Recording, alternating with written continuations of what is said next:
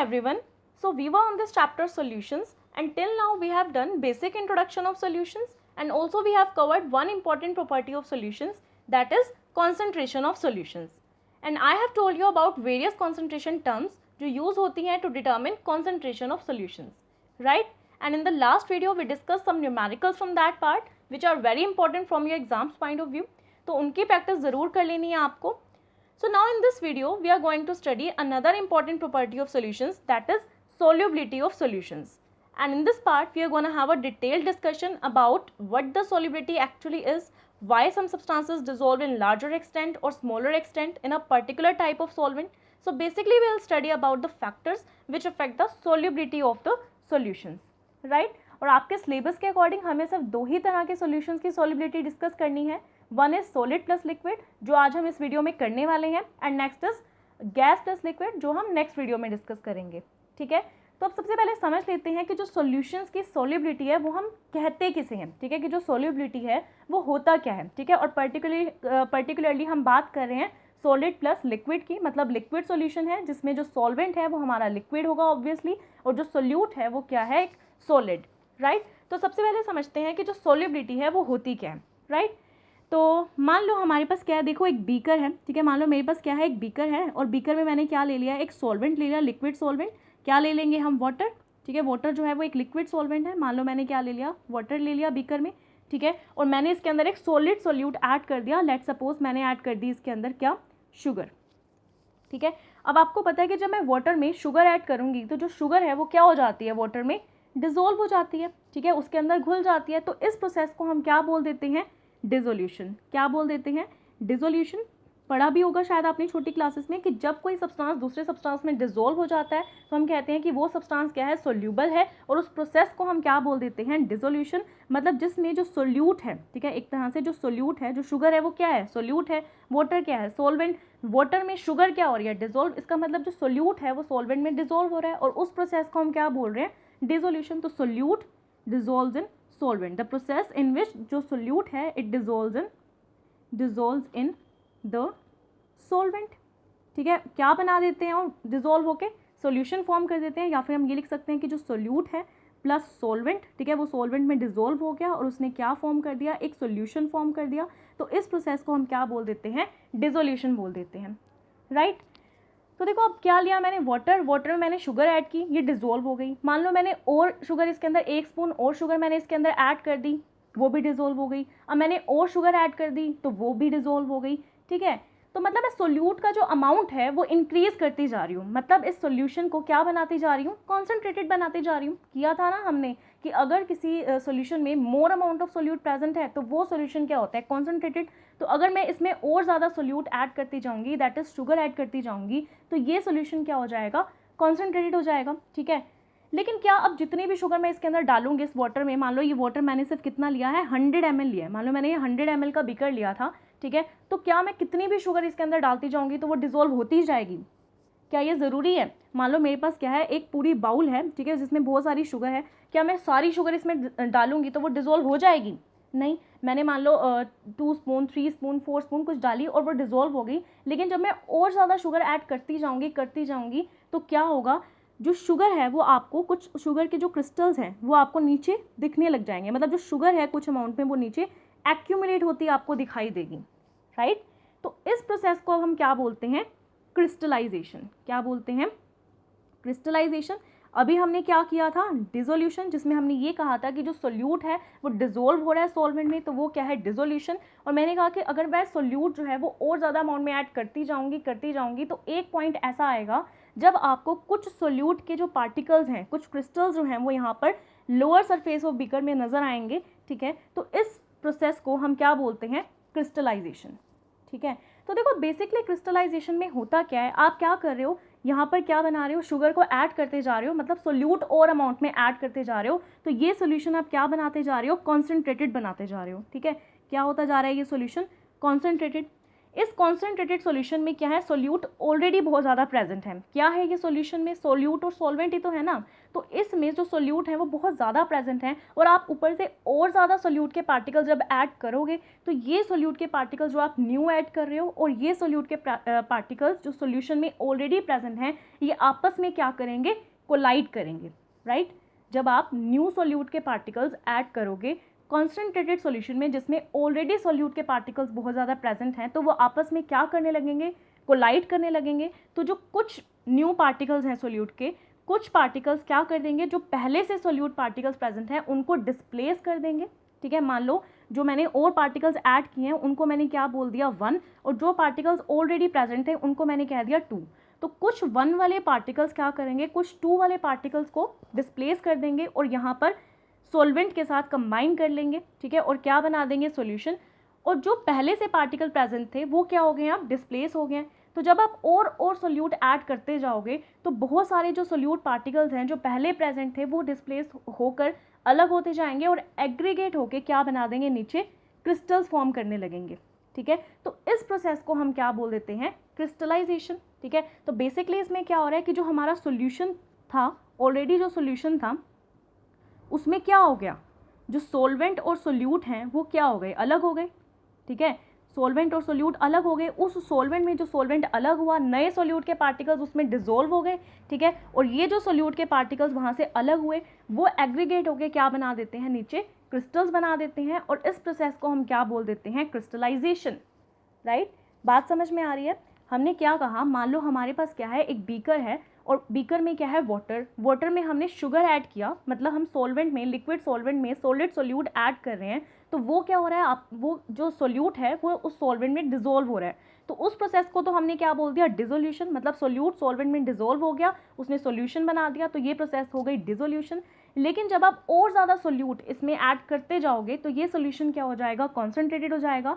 तो एक पॉइंट ऐसा आएगा जब आप और ज़्यादा सोल्यूट के पार्टिकल्स अगर ऐड करोगे तो जो न्यू सोल्यूट के पार्टिकल्स हैं वो ऑलरेडी प्रेजेंट जो सोल्यूट के पार्टिकल्स हैं उनके साथ कोलाइड करेंगे और जो ऑलरेडी प्रेजेंट सोल्यूट के पार्टिकल्स हैं उनको डिस्प्लेस कर देंगे और सॉल्वेंट के साथ क्या कर देंगे, सोल्यूशन को फॉर्म कर लेंगे, ठीक है। खुद कंबाइन होकर क्या बना देंगे, सोल्यूशन बना देंगे, ठीक है। मतलब डिसोल्यूशन चल रहा है न्यू पार्टिकल्स का, लेकिन जो पहले से सोल्यूट पार्टिकल्स प्रेजेंट हैं वो क्या हो जाते हैं, डिस्प्लेस हो जाते हैं, ठीक है। तो जब आप और अमाउंट में सोल्यूट ऐड करते जाओगे तो और ज़्यादा सोल्यूट के जो पार्टिकल्स जो ऑलरेडी प्रेजेंट हैं वो डिस्प्लेस होते जाएंगे, नए सोल्यूट पार्टिकल्स जो हैं वो सॉल्वेंट के साथ मिलकर सोल्यूशन फॉर्म करते जाएंगे, ठीक है। तो जो डिस्प्लेस्ड सोल्यूट पार्टिकल्स हैं, ठीक है, वो क्या हो जाएंगे, एग्रीगेट करके लोअर सरफेस पे क्रिस्टल्स फॉर्म करना स्टार्ट कर देंगे, वो क्रिस्टलाइज फॉर्म में आ जाएंगे जो उनकी ओरिजिनल फॉर्म है, ठीक है। तो इस प्रोसेस को हम क्या बोल देते हैं, क्रिस्टलाइजेशन। तो बेसिकली क्या हो रहा है, जो सोल्यूशन है वो सोल्यूट प्लस सॉल्वेंट में कन्वर्ट हो रहा है दोबारा से, मतलब रिवर्स प्रोसेस हो रही है डिसोल्यूशन से,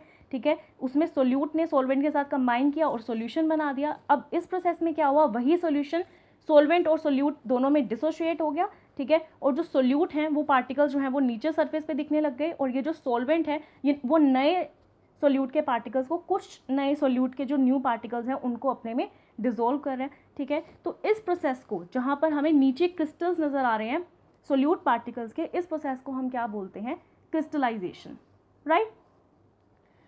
तो अब क्या होता है, जब आप सोल्यूट जो है वो ऐड करते जाते हो सॉल्वेंट में, तो एक पॉइंट ऐसा आता है जब जो रेट ऑफ डिसोल्यूशन है वो इक्वल हो जाती है रेट ऑफ क्रिस्टलाइजेशन के, राइट।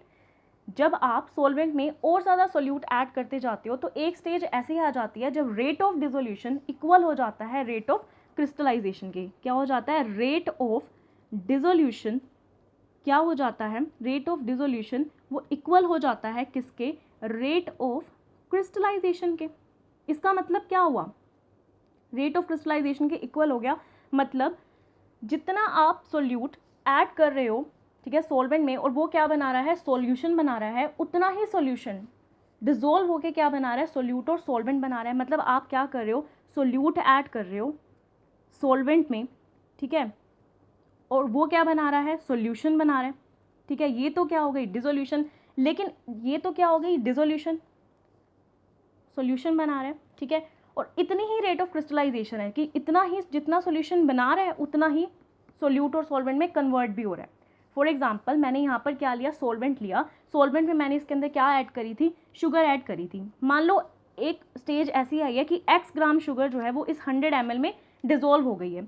अब इस x ग्राम से ज़्यादा अगर आप इसके अंदर शुगर ऐड करते हो, मान लो आपने 2 ग्राम्स और ऐड कर ली, ठीक है, तो ये जो 2 ग्राम शुगर आप और ऐड करोगे, क्या होगा कि ये जो 2 ग्राम शुगर है ये सोल्यूट तो क्या हो जाएगा, सॉल्वेंट में डिसॉल्व हो जाएगा, और जो ऑलरेडी सोल्यूट 2 ग्राम प्रेजेंट है वो क्या कर देगी, क्रिस्टल बना देगी। मतलब जितना वो डिसॉल्व होगा उतना ही क्रिस्टलाइज हो जाएगा। तो जो रेट ऑफ डिसोल्यूशन है वो रेट ऑफ क्रिस्टलाइजेशन के इक्वल हो जाएगी। तो इस पॉइंट पे जब ऐसी स्टेज आ जाती है तो उस सॉल्यूशन को हम क्या बोल देते हैं, सैचुरेटेड सॉल्यूशन। क्या बोल देते हैं, सैचुरेटेड सॉल्यूशन। तो जब ऐसी स्टेज आ जाती है सॉल्यूशन में तो इस तरह के सॉल्यूशन को हम क्या बोल देते हैं, सैचुरेटेड सॉल्यूशन बोल देते हैं। मतलब जिसमें और ज़्यादा अमाउंट में आप सोल्यूट ऐड नहीं कर सकते। अगर आप और ज़्यादा अमाउंट में सोल्यूट ऐड कर रहे हो तो वो सोल्यूट जो आपने ऐड किया वो डिसॉल्व हो जाएगा, और जो ऑलरेडी उतना ही सोल्यूट क्या हो जाएगा, क्रिस्टलाइज भी हो जाएगा। अगर आपने x ग्राम्स जो है वहाँ तक मान लो सैचुरेशन स्टेज आ गई है,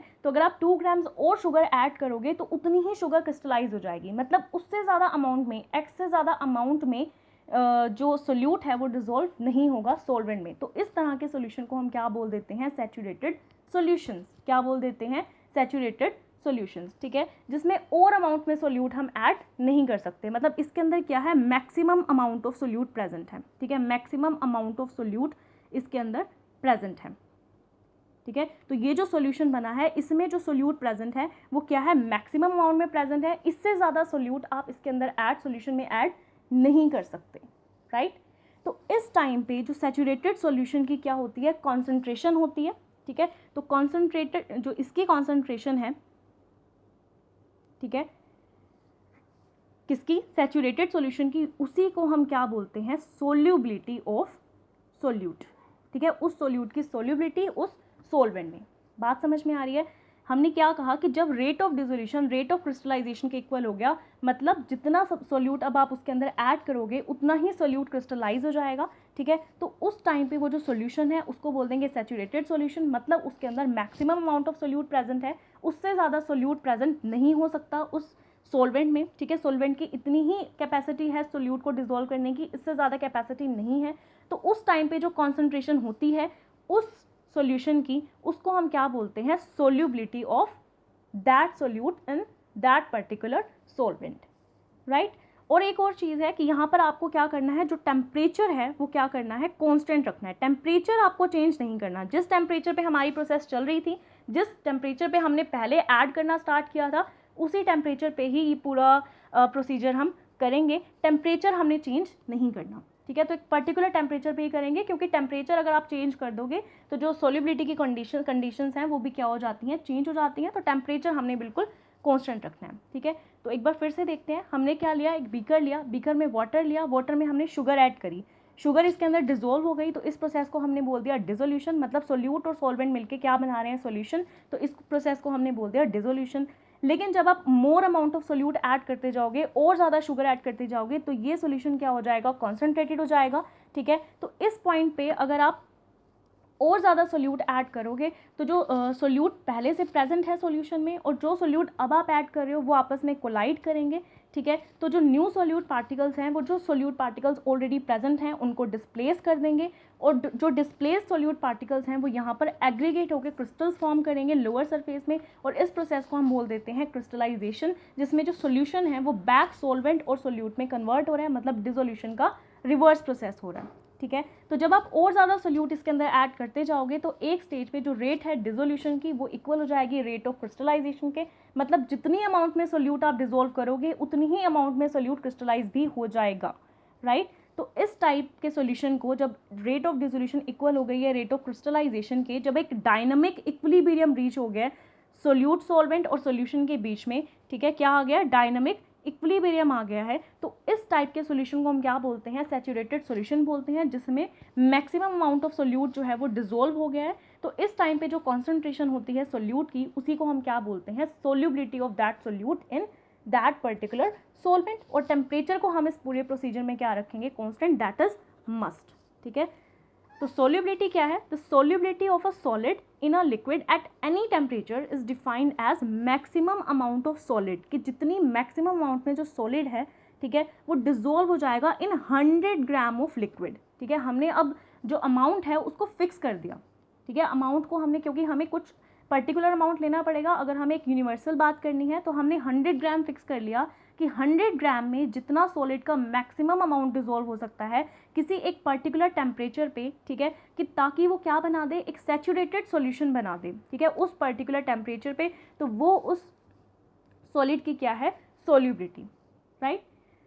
तो आई थिंक अब आपको समझ में आ गया होगा कि जो सोल्यूबिलिटी है वो हम किसे कहते हैं।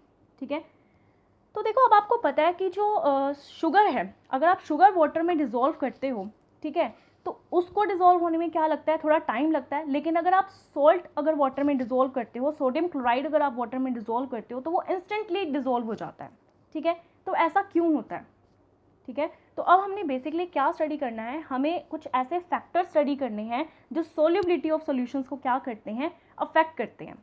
ठीक है, तो कुछ तो ऐसा है ना जो सॉल्यूशन की सोल्यूबिलिटी को अफेक्ट करता है, तभी जो शुगर है वो लेट डिजोल्व होती है और जो सॉल्ट है वो जल्दी डिजोल्व हो जाता है। तो कुछ ना कुछ ऐसे फैक्टर्स हैं जो सॉल्ट्स में प्रेजेंट हैं, जो शुगर में नहीं प्रेजेंट, कि सॉल्ट जल्दी डिजोल्व हो जाता है वाटर में। ठीक है, तो यही फैक्टर्स हम डिस्कस करेंगे।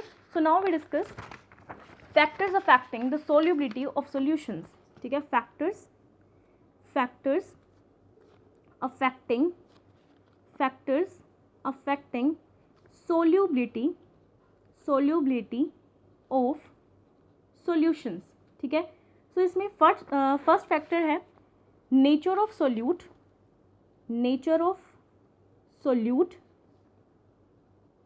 एंड सोलवेंट, कि सोल्यूट और सोलवेंट के नेचर पे डिपेंड करता है। देखो बेसिकली क्या होता है, जब कोई सब्सटेंस, जब कोई सोल्यूट सोलवेंट में डिसॉल्व होता है तो वो क्यों होता है? क्योंकि सोल्यूट के पार्टिकल्स में और सोलवेंट के पार्टिकल्स में क्या होती हैं? कुछ इंटरेक्शंस होती हैं। दैट्स वाई जो सोल्यूट है वो सोलवेंट में डिसॉल्व होता है। ठीक है, अब देखो वो इंटरेक्शंस कब पॉसिबल हैं? जब जो दोनों पार्टिकल्स, मतलब जो सोल्यूट हैं और जो सोलवेंट के पार्टिकल्स हैं, वो क्या हों? अलाइक हों। अगर वो बिल्कुल एक जैसे होंगे तो वो क्या हो जाएंगे? एक दूसरे के साथ इंटरेक्ट करेंगे और एक दूसरे में घुल जाएंगे, डिसॉल्व हो जाएंगे, मिक्स हो जाएंगे, राइट। फॉर एग्जांपल अगर मान लो दोनों क्या है? पोलर हैं। ठीक है, दोनों ही सोल्यूट भी पोलर है और जो सोलवेंट है वो भी पोलर है। फॉर एग्जांपल हम लेते हैं सोल्ट, ठीक है, और हम लेते हैं वाटर। आपको पता है सोल्ट भी क्या होता है? पोलर होता है, आयनिक होता है, और जो वाटर है वो भी क्या है? आयनिक है। इसलिए वो क्या हो जाता है? वो क्या हो जाते हैं? एक दूसरे की तरफ, इसका जो पॉजिटिव आयन है वो इसके नेगेटिव आयन की तरफ अट्रैक्ट हो जाएगा, इसका नेगेटिव इसके पॉजिटिव की तरफ अट्रैक्ट हो जाएगा, और ये आपस में एक दूसरे में मिक्स हो जाएंगे, डिसॉल्व हो जाएंगे बहुत ईजिली। तो जो पोलर सब्सटेंसेस हैं वो पोलर में ही बहुत ईजिली डिसॉल्व हो जाएंगे, और जो नॉन पोलर्स हैं, ठीक है, वो क्या हो जाएंगे? नॉन पोलर सब्सटेंसेस में बहुत ईजिली डिसॉल्व हो जाएंगे। ठीक है, अब मैंने बोला कि जो सोल्ट है वो वाटर में ईजिली डिसॉल्व हो जाता है, इसीलिए क्योंकि दोनों क्या है? पोलर हैं। लेकिन अगर मैं बात करूं शुगर की, जो शुगर है वो क्या है? एक कोवलेंट कंपाउंड है। ठीक है, जो शुगर है वो क्या है? एक कोवलेंट कंपाउंड है, इसलिए जो शुगर है वो इजीली वाटर में डिसॉल्व नहीं होता। ठीक है, तो जो लाइक होते हैं, तो यहाँ पर हमारे पास एक फ्रेज आता है which is like dissolves like, मतलब जो एक जैसे हैं वो ही एक दूसरे में क्या होते हैं? डिसॉल्व होते हैं। लाइक डिसॉल्व लाइक, अगर दो पोलर हैं तो वो आपस में डिसॉल्व हो जाएंगे, अगर दो नॉन पोलर हैं वो आपस में बहुत जल्दी डिसॉल्व हो जाएंगे। लेकिन अगर मान लो एक पोलर है और दूसरा क्या है? नॉन पोलर है, तो उनको या तो वो एक दूसरे में डिसॉल्व नहीं होंगे, ठीक है, या फिर उनकी जो सोल्यूबिलिटी है वो क्या होगी? लेस। जैसे शुगर है तो शुगर वाटर में इजीली डिसॉल्व नहीं होता, क्यों? क्योंकि जो शुगर है वो कोवलेंट होता है, नॉन पोलर होता है, और वाटर क्या है? पोलर। ठीक है, इसलिए शुगर की सोल्यूबिलिटी वाटर में इतनी ज़्यादा नहीं होती, और अगर आपको सोल्यूबिलिटी इंक्रीज़ करना है तो आपको कुछ टेम्परेचर जो है वो चेंज करना पड़ता है, इंक्रीज़ करना पड़ता है, तो उसकी सोल्यूबिलिटी इंक्रीज़ हो जाती है। ठीक है, लेकिन जो सोल्ट है क्योंकि वो आयनिक है वो बहुत जल्दी वाटर में डिसॉल्व हो जाता है। ऐसे ही अगर आप शुगर को किसी नॉन पोलर सॉल्वेंट में डिसॉल्व करोगे तो वो उसमें जल्दी डिसॉल्व हो जाएगी। ठीक है, तो जो सोल्यूबिलिटी है वो डिपेंड करती है कि सोल्यूट और सॉल्वेंट का नेचर कैसा है। ठीक है, सो एक फैक्टर हो गया nature of solute and solvent. The second factor is temperature. Temperature का क्या इफेक्ट होता है? तो देखो हमारे पास क्या हो सकती है ना, जो डिसोल्यूशन की प्रोसेस है, मतलब जो सोल्यूट है वो सॉल्वेंट में डिसॉल्व होकर सोल्यूशन बना रहा है, इसी प्रोसेस को हम क्या बोलते हैं? डिसोल्यूशन। तो ये जो डिसोल्यूशन की प्रोसेस है ये दो तरह की हो सकती है, या तो ये एंडोथर्मिक होगी, ठीक है, या फिर क्या होगी? एक्सोथर्मिक। या तो एंडोथर्मिक होगी या फिर क्या होगी? एक्सोथर्मिक होगी। ठीक है, एंडोथर्मिक का क्या मतलब होता है कि जो हीट है, जैसे अगर मान लो सोल्यूट है, ठीक है, जो सोल्यूट है वो सोलवेंट के साथ कंबाइन कर रहा है और क्या बना रहा है, सॉल्यूशन बना रहा है। अगर एंडोथर्मिक है तो हीट को एब्जॉर्ब किया होगा, समझ में आ रहा है, और अगर एक्सोथर्मिक है तो यहाँ पर हीट को क्या किया होगा, रिलीज़ किया होगा, ठीक है। अब अगर मैं टेम्परेचर को इंक्रीज़ करूँगी, आपको पता है सोल्यूट और सॉल्वेंट जब सॉल्यूशन बनाते हैं तो यहाँ पर क्या होता है, डायनेमिक इक्विलिब्रियम, अभी हमने स्टडी किया कि rate of dissolution rate of crystallization के इक्वल है। हम सैचुरेटेड सॉल्यूशंस की ही बात कर रहे हैं, ठीक है। तो अब अगर आप टेम्परेचर को इंक्रीज़ करोगे, यहाँ पर क्या है, डायनेमिक इक्विलिब्रियम है। आपने पढ़ा है ली चैटलियर प्रिंसिपल, ठीक है। ली चैटलियर प्रिंसिपल क्या कहते हैं, आपने +1 क्लास में किया है ली चैटलियर प्रिंसिपल, कि अगर कोई डायनेमिक इक्विलिब्रियम है, वहाँ पर अगर आप किसी कंडीशन में चेंज करते हो तो क्या होता है कि इक्विलिब्रियम उस डायरेक्शन में शिफ्ट होता है कि वो जो चेंज है वो रेजिस्ट हो जाए। फॉर एग्जांपल, अगर आप टेम्परेचर को इंक्रीज़ कर रहे हो तो इक्विलिब्रियम उस डायरेक्शन में शिफ्ट होगा जिससे जो टेम्परेचर है वो कम हो जाए। मतलब अगर टेम्परेचर इंक्रीज़ हो रहा है तो इसका मतलब हीट इंक्रीज़ हो रही है, ठीक है। तो जो इक्विलिब्रियम है वो उस डायरेक्शन में शिफ्ट होगा जहाँ पर हीट क्या हो जाए, कम हो जाए, है ना। तो अगर मैं एंडोथर्मिक की बात करूं तो यहाँ पर हीट एब्जॉर्ब, यहाँ पर हीट क्या दे रहे हैं, हम इसको दे रहे हैं और सॉल्यूशन की तरफ हीट जो है वो एब्जॉर्ब हो चुकी है, ठीक है। तो अब अगर आप टेम्परेचर को इंक्रीज़ कर रहे हो, हीट इंक्रीज़ कर रहे हो, तो जो इक्विलिब्रियम है वो वहाँ शिफ्ट होगा जहाँ पर हीट एब्जॉर्ब हो जाएगी। तो वो एंडोथर्मिक के केस में कहाँ शिफ्ट होगा, फॉरवर्ड सॉल्यूशन की तरफ, क्योंकि यहीं पर हीट एब्जॉर्ब है। तो इसीलिए जब आप टेम्परेचर को इंक्रीज़ करोगे तो जो इक्विलिब्रियम है, क्योंकि वो फॉरवर्ड की तरफ शिफ्ट हो रहा है, सॉल्यूशन क्रिएट हो रहा है, इसका मतलब सोल्युबिलिटी इंक्रीज हो रही है फॉर एंडोथर्मिक रिएक्शन, कि टेम्परेचर को इंक्रीज करोगे तो सोल्युबिलिटी इंक्रीज करेगी। और एक्सोथर्मिक में जो केस है वो इसका क्या है, रिवर्स। इसमें क्या है, जो हीट है वो इस तरफ है और एब्जॉर्ब्ड हीट जो है वो बैकवर्ड डायरेक्शन में है, ठीक है। तो जो रिएक्शन है वो बैकवर्ड डायरेक्शन में शिफ्ट हो जाएगी, मतलब जो सोल्यूशन है वो सोल्यूट और सॉल्वेंट में कन्वर्ट हो जाएगा, मतलब सोल्युबिलिटी क्या हो जाएगी, डिक्रीज हो जाएगी फॉर एक्सोथर्मिक रिएक्शन अगर आप टेम्परेचर को इंक्रीज़ करोगे।